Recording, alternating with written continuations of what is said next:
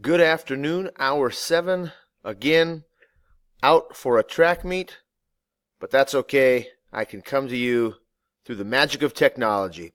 Today what you'll need for class, real simple, something to write with, and your ELA notebook. Almost all of your work today is going to go in that notebook, so you really can't do much without it. What we're going to do today is we're going to briefly review Cornell notes. We'll take some Cornell notes on text structures. Then you'll have a time to work with a classmate for what's called a gap fill before we get to our closure. Our learning target today is I can analyze the structure of texts, including how specific sections relate to each other and the whole. This will help you in two ways.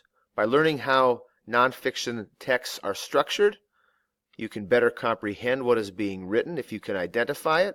Secondly, it gives you something to mimic as you attempt to write nonfiction texts yourself, which your argument writing ultimately will be. So I told you need your ELA notebooks. It's time. Please open up your ELA notebooks to page 67 and 68. And what I'd like you to do is set up some Cornell notes on those two pages. Now, as a reminder, Cornell notes are set up basically with two columns, not right down the middle of the page. Divide the page into thirds. So make a column for the left third of the page, which as you can see is where you'll put main ideas and questions after the notes are completed. And then the right 2/3 is where you'll actually take notes today. As it says, leave space to write notes and plan to use both pages 67 and 68. And Miss Buss can stop the video now as she waits for you guys to get your notes set up. At this point, you guys should have your notes set up. Basically, what we're going to do is you are going to take notes as these 6 nonfiction text structures are presented. Really important today. Don't write down everything. That's not good note-taking. Watch what's presented on the screen. Listen to what is told to you about it, and then write down what you need to remember the key parts of the information. You won't have time to write everything, and it is not all important. Okay? As you take those notes, just remember that these notes will help you with some things we have planned in the next couple of days. You'll be looking at some practice texts where you'll have to identify what structure a writer is using. Remembering your 6 choices will be really helpful. Secondly, there will be some assessments on text structure. We'll be measuring to see if you can tell how texts are put together. And so again, these notes and resources will help you remember that. So it's time to start taking our notes. Text structure, 8th grade, nonfiction. We're looking at organizational patterns for nonfiction texts. Text structure, again, is just how text is organized. Writers put things together in a certain way. Now, it's important to remember that most stories or literature are chronological. They move forward in time, just like we live our lives. Nonfiction, on the other hand, has many text structures. It's not always chronological. In fact, sometimes even each paragraph may be different in a nonfiction text. So it requires a careful reader to be able to pick up the important information. We're going to learn about 6 different structure types today. So that lets you know just about how many notes we'll be taking. Why do they matter? Well, when readers know what kind of structure to expect, they're better able to connect with and remember what they read. It also can give you clues as to what's most important in the text, and it can help you summarize the text. Here's your first text structure. Chronological. Again, as we take notes, you should be doing all of your writing on the right-hand side. Leave that left column blank for now. Again, our first text structure is chronological. Chronological just means in order of time, when it occurred. The prefix chrono means time. Most stories, as I mentioned a couple of slides ago, are told chronologically. They're told in the order in which they happened in our time-space continuum. For example, if you're telling the story of a person's life, at one point in their life they moved away, then that person met a special girl and ultimately fell in love. Those things happen in that order. You wouldn't have fallen in love with the girl before you met her. Or if you're talking about a person's life, you would logically start with when they were born in 1882, and then as time moves forward, maybe this person got married in 1906, and their life ended when they died in 1948. Again, chronologically, it matters. You would not die before you were born. Impossible. That's one text structure. Our second text structure, when we're talking nonfiction, is sequence, or order of importance. This is similar to chronological, but it is not the same, and I'll explain in a little bit. Sequence, or order of importance, describes things in the order in which they occurred.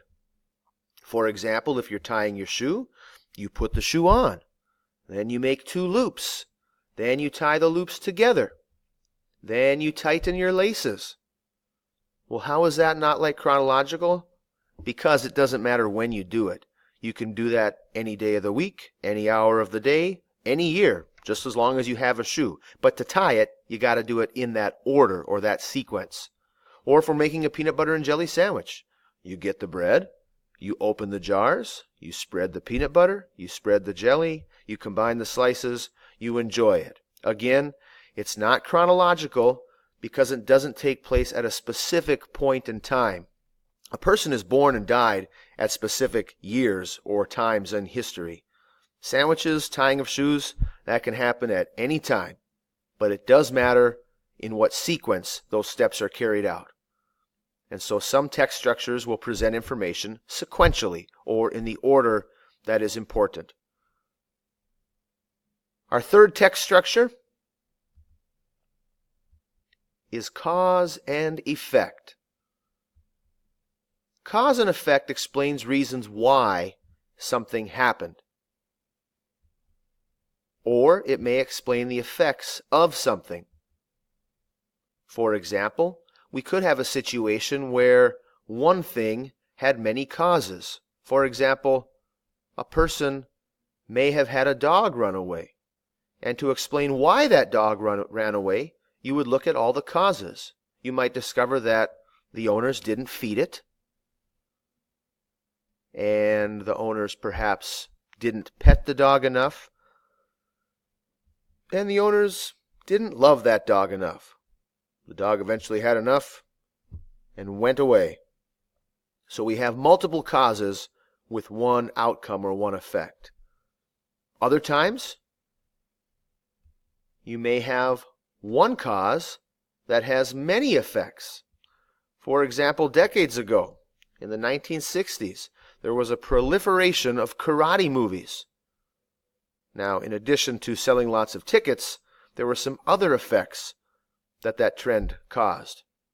One is because they were so popular, many karate schools opened. There was an audience hungry to learn about the things they were seeing in movies. Secondly, nunchuck sales increased by 400%. People wanted to buy the martial arts weaponry they saw in these films. And one more effect, because there were more people doing karate and using nunchucks, hospital visits also went up. And all of those causes, or all of those effects, can be traced back to the cause of more karate movies in the 1960s. Our fourth text structure is problem and solution. This is where, in a piece of writing, an author will state a particular problem and then also provide a solution or solutions to it. It's similar to cause and effect. For example, years and years ago, schools had a problem with missing books. We still have that problem today, but it was much worse. And so one of the attempted solutions was for student textbooks to give students a book closet where books could be kept, where they would use them for class. Well, that was a problem because students didn't always have access to that book closet. So then the next solution was to give students lockers where they could keep their own texts and have access to them when they needed them rather than having them locked in a closet. So the first solution improved the situation, but there were still problems. Getting lockers was an even better solution. Or you might have a problem, something related to animal endangerment. Eagles were endangered. So that writer might explain that when eagles were endangered, the solution was to make laws to protect them. And again, this could be expressed in writing as an author shares problems and potential solutions. Again, it's basically cause and effect with an opinion. Some people might not view missing books or an endangered animal as a problem, but the author does, and so he or she will provide an answer for it. Our fifth text structure is compare and contrast. Pretty straightforward in a compare-contrast text structure. We're either finding similarities or differences, or sometimes both. Can show what's in common. Remember, that's what compare means. Contrast means we're looking for those differences. Can be illustrated here with this 2-column chart. Apples and oranges. How are they alike? Well, these are both fruits. They both have seeds. And they're both generally regarded as healthy foods. How are they different? Well, they have different colors. They certainly taste different. And they're grown in different locations. Apples are grown pretty heavily in Minnesota. It's our state fruit, the Honeycrisp. Tough to find an orange tree up here. You got to go south for that. Our sixth and final text structure is description. This is where a topic, an idea, a person, place, or thing is described by listing its features, its characteristics, or giving examples. We can use this bubble map to illustrate that. For example, if a person is writing about French fries, they may go on to explain that some of the ways to describe it are that French fries are golden in color. They also are very greasy in texture. They're made from potatoes. And you can find them at McDonald's and other fast food restaurants.